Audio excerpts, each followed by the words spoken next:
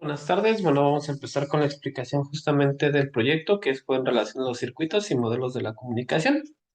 En ejemplo, orientado hacia la parte del aula en procesos de una comunicación efectiva. Y bueno, para ello, partiendo de las temáticas ya previamente vistas dentro de las mismas unidades, partimos de justamente recordar la parte del emisor, codificación, canal de codificación. Dentro del mismo se puede presentar retroalimentación, receptor, para informar, entretener, persuadir y actuar, ¿no? Con esto conseguimos la parte del proceso de comunicación eficiente y eficaz. Y bueno, partimos de esto para poder dar el ejemplo solicitado, que justamente es el ejemplo en un desarrollo de un proyecto donde un profesor llamado Alan es el titular de, en aprendizaje basado en proyectos, los alumnos deben de realizar un proyecto. Ahí el profesor informará las pautas y lineamientos del mismo dentro de su realización. Partimos como este proceso eficiente de comunicación. Recordemos que dentro de estos procesos se generan barreras de comunicación, donde directamente, por ejemplo, aquí teníamos ruido para dar la información referente a una barrera de comunicación, donde impedía que los alumnos a lo mejor entendieran de qué se les quería hablar, las pautas para el desarrollo de su proyecto. Y dentro del mismo, bueno, se presentan dudas, ¿no? Los alumnos dicen, ¿qué debo de hacer? ¿Cómo lo debo de hacer? No te escucho, profesor. Entonces empiezan este intercambio de comunicación. Obviamente esto se va a presentar en un modelo de comunicación efectivo que sí se puede solucionar justamente desde el mismo emisor del profesor Alan tomando el rol protagónico del proceso de comunicación. Una barrera también que existía es que el profesor era de matemáticas y el proyecto estaba orientado a humanidades, ¿no? Entonces eso también tenía en duda a los alumnos. ¿Por qué? Porque, bueno, ¿cómo alguien me va a orientar en un proyecto que tengo que hacer a través de humanidades si es de matemáticas? Pero bueno, solventamos ese problema, te doy los recursos, te brindo los lineamientos, tienes que hacer uso de las tecnologías de información, tienes que trabajar en equipo, punto importante. Todo ello hará que se genere un subproceso de comunicación eficiente porque ya es como ellos lo van tomando en cuenta para el desarrollo de su proyecto.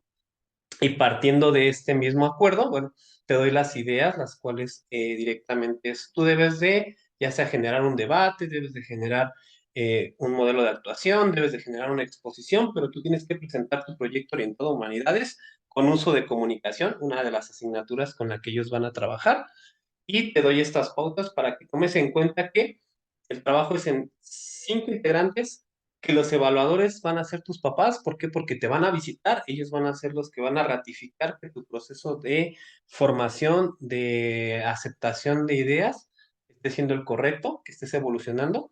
Te informo esto y bueno, aquí entra el nervio para mis alumnos, ¿no? Pero yo justamente, o tú como profesor solucionando ese problema, te brindo la idea de crear una sociedad futurista donde puedes hablar de temas de política, de factores económicos, educativos, totalmente sociales, ¿no? Entonces ya estoy partiendo en solución a la barrera de comunicación, porque yo tomo el rol protagónico y te doy estas ideas, te doy esa seguridad, entonces los alumnos empiezan a tener esa tranquilidad, empiezan a aceptar el proyecto, ellos empiezan a comunicarse de mejor manera, ¿no?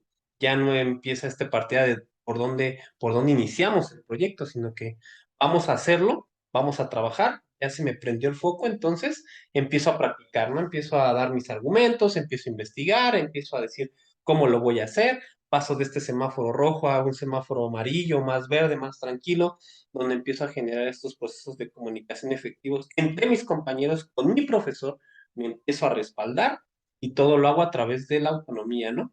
Empiezo a hacer uso de las tecnologías y los recursos que me proporcionaron para el desarrollo del proyecto, empiezo a entender la idea, empiezo a orientarla, a justamente trabajarla con los recursos previamente proporcionados, como se hizo mención, y bueno, ¿no? Entonces, gracias a esto, mi proyecto empieza a salir adelante, ¿no?